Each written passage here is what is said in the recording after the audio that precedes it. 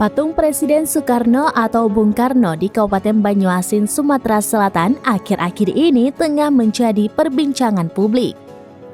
Tak sedikit warganet menyebut patung Bung Karno itu tidak terlihat mirip dengan sosok sang proklamator.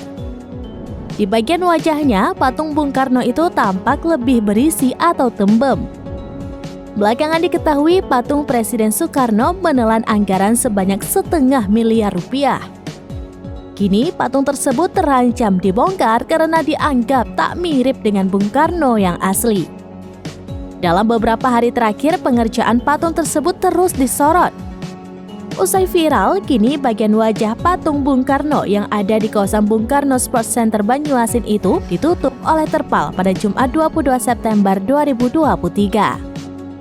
Walaupun bagian wajah patung Bung Karno ditutup terpal, masih ada beberapa pekerja yang masih melakukan pengerjaan. Sementara itu, Wakil Ketua DPRD Banyuasin Soekardi ketika dikonfirmasi meminta kepada pekerja untuk memperbaiki wajah patung Bung Karno yang saat ini sedang dikerjakan.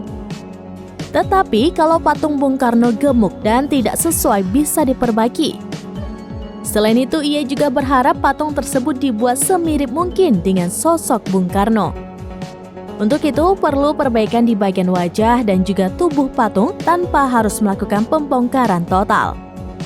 Dilansir dari data LPSE terkait pengerjaan tugu Bung Karno ini, pembangunan merek patung Bung Karno dan aksesorisnya melalui lelang.